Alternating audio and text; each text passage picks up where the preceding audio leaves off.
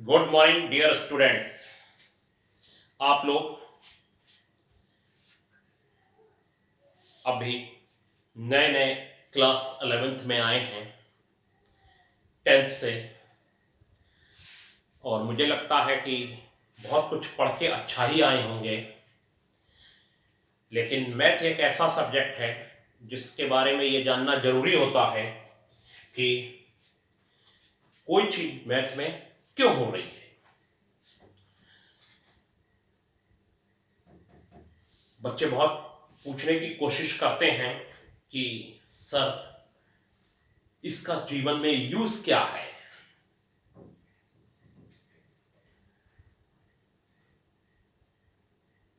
मैं बच्चों को बताता हूं कि देखो बच्चों, ये फैन अगर चल रहा है आपके घर में तो इसका तो बड़ा अच्छा यूज है। एसी चल रहा है, इसका बहुत ही अच्छा यूज है। लेकिन कभी आपने सोचा कि ये फैन कैसे चल रहा है? अगर मैं इसको सब पार्ट्स अलग करके आपको दे दूं इसके, तो क्या आप इसे जोड़ सकते हैं? नहीं जोड़ पाएंगे। लेकिन एक सिंपल मैकेनिक इसे जोड़ लेगा।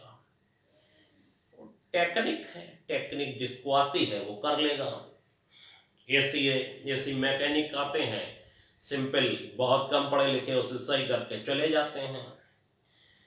ज्यादा समस्या होती है तो फिर बड़े इंजीनियर को बुलाया जाता है। लेकिन इनका सबका जन्म कैसे हुआ होगा उसके पीछे तो बहुत पढ़े लिखे लोग ही रहे होंगे। प्लेन में बैठ के जा रहे हैं, लेकिन ये कैसे इस प्लेन को बनाने वाले ने बनाया, ये हमने सोचा। तब फिर मुश्किल आ गई, अरे भाई कैसे बना होगा। अभी तो मजे हैं, चलो बैठो, चलो भाई मुंबई दिल्ली से, ठीक है। और कंप्यूटर है, कैसे बनाया होगा, क्या हुआ होगा। हम तो अपना काम कर रहे हैं। आप भी मैथ में ऐसे ही काम करते आते हैं, बहुत से बच्चे। चलो होगा, चलते हैं।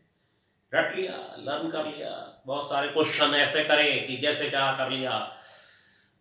बहुत सारे बच्चे पूछते हैं कि सर, आखिर इसका क्या हमारे जीवन में यूज है? हम कहते हैं इसका यूज है, इसका नहीं है। कहते हैं सर, जब यूज ही नहीं है तो फिर क्यों पढ़ रहे हैं? अब यहीं पर सवाल बड़ा हो जाता है।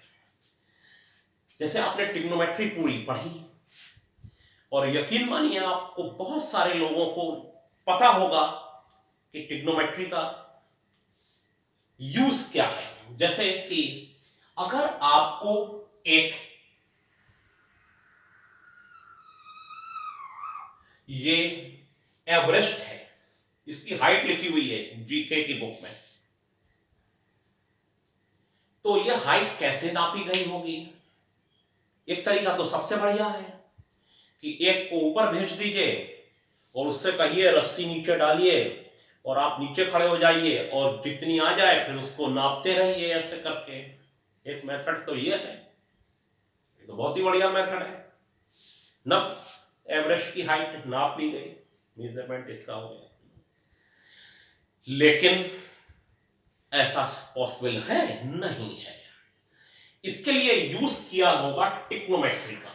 ये कोई बिल्डिंग है सपोज, और यहां पर एक एपरेटस रख दिया जाता है, सेक्सटेंट नाम का। सेक्टेंट नाम का एपरेटस। आप जब आगे बीएससी में या इंजीनियरिंग कॉलेज में जाएंगे तो ये देखेंगे कि ये जो पिक पॉइंट है, इससे इसको मिलाने को कहेंगे। कमरे में एक पॉइंट बना देंगे, रूम में आपके प्रैक्टिकल वाले में, और कहेंगे कि वो जो ये यहाँ पर मार्क कर देंगे। मार्क करने के बाद कहेंगे कि ये एंगल मेजर करिए ग्राउंड से, और ये ग्राउंड से ये उसमें एंगल मेजर हो जाएगा। हर बच्चे को अलग अलग वाला दे देंगे कि आप मेजर करिए, आज किसी का ऊपर होगा, किसी का नीचे होगा, आप मेजर करिए, आप मेजर करिए, आप मेजर करिए। अब ये एंगल अगर आ गया और यहां से लेके ये लेंथ, तो आप नाप सकते हैं कि इससे मैंने कितनी लेंथ पर ये अपरेटस रख रखा है।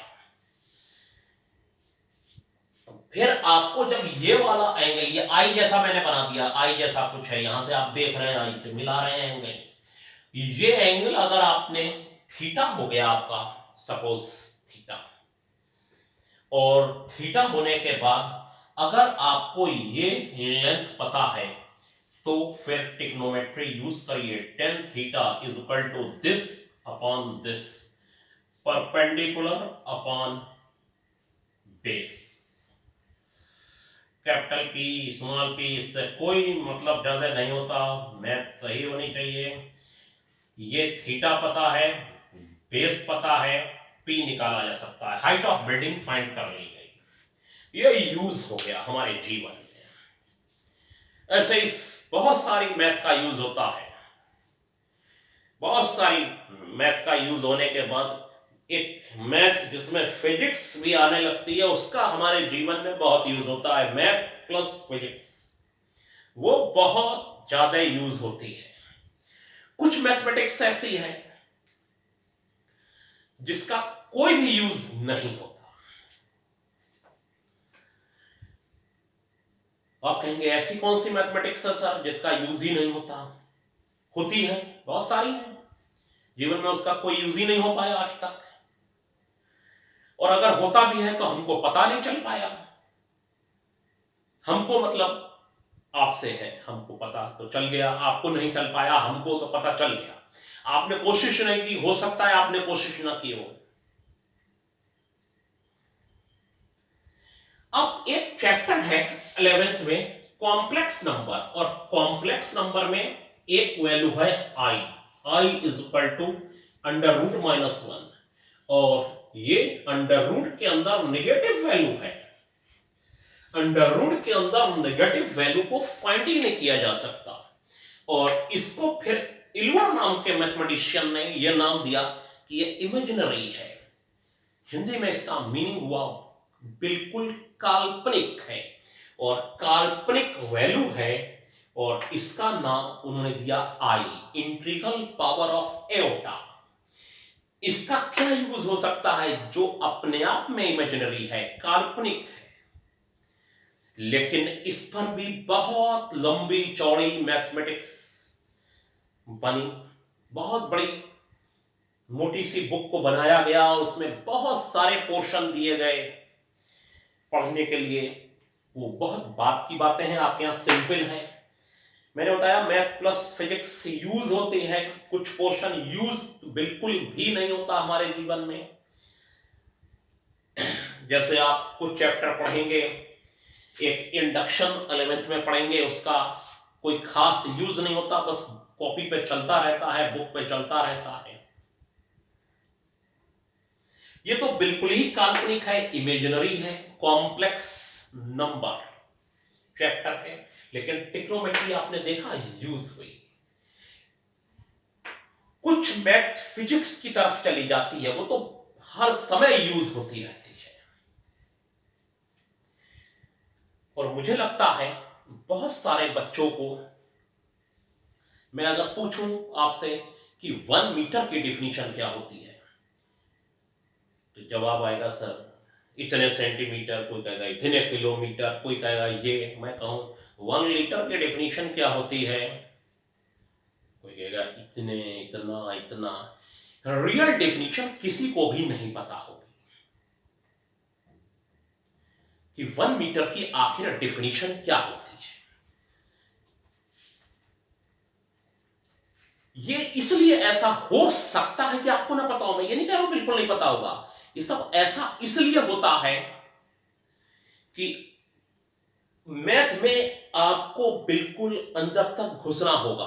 जो टीचर पढ़ाए वो, जो बुक में लिखा है वो, उसके अलावा एक्स्ट्रा पढ़िए आप तब। अब 1 मीटर की डेफिनेशन सब लोग अपने कमेंट में डालेंगे, देखें बिना देखे कहीं पर, कहीं नहीं देखना है, ऐसे ही कमेंट में डालना है कि 1 मीटर की डेफिनेशन क्या होती है। फिर मैं आपको बताऊंगा सही डेफिनेशन क्या है, अगर गलत आएंगी 1 लीटर की डेफिनेशन क्या होती है वो भी होती है। लेकिन आज मैं बस होमवर्क में ये दे रहा हूं कि 1 मीटर की डेफिनेशन क्या होती है। मैंने आपको बताया एक रियल मैथमेटिक्स बिल्कुल होती है मेरे अकॉर्डिंग, दुनिया में क्या चलता है वो मैं नहीं जानता, मैथमेटिशियन क्या कहते हैं वो भी मैं नहीं जानता। मैं अपने अकॉर्डिंग बता रहा हूं कि रियल मैथ होती है, कि रियल मैथ देखिए क्या है, मैंने कहा फिजिक्स है रियल मैथ। अगर मैं आपसे कहूं कि ए से बी तक जाने में मुझको 2 आवर लगते हैं और मैं स्पीड दे दूं कि इतनी स्पीड से चल रहा हूं, तो यह डिस्टेंस निकालिए, यहां से लेके यहां तक मुझको 2 आवर लगे जाने में, और मैंने स्पीड दे दी, तो ए और बी, ए बी की डिस्टेंस क्या है, physics, speed is equal to distance upon time. अब आप कहेंगे ये सर मैथ में भी है, मैंने कहा मैथ प्लस फिजिक्स वास्तविक जीवन हो जाता है, मैथ प्लस बायोलॉजी मेरे अकॉर्डिंग है, दुनिया में लोग क्या बोलते हैं वो मैं नहीं जानता। मैथ प्लस बायोलॉजी एक वास्तविक जीवन हो जाता है, वहां पर इंजेक्शन लगने लगता है कि लगाओ, डॉक्टर साहब बोले इसको 2 ml लगाओ ये वाली डोज, किसी को 3 ml लगाओ, अब ml आ गया, मिलीलीटर। ठीक है, अब आपको लीटर की डेफिनेशन, 1 लीटर की डेफिनेशन, 1 केजी की डेफिनेशन अगर नहीं पता, रियल डेफिनेशन नहीं पता, तो समझिए आपने डीप नॉलेज को नहीं लिया है।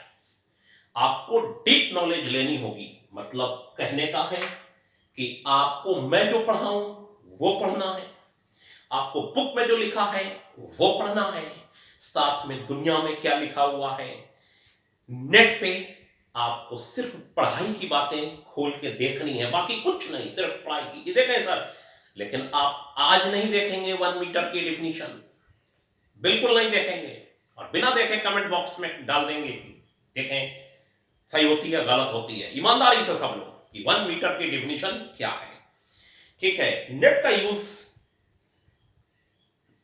मोबाइल का यूज पढ़ने के लिए अगर होता है तो बहुत अच्छा है, बाकी के लिए यूज नहीं करना चाहिए। आप मत यूज करिएगा डेफिनेशन को देखने में, और अपने कमेंट बॉक्स में डालिएगा।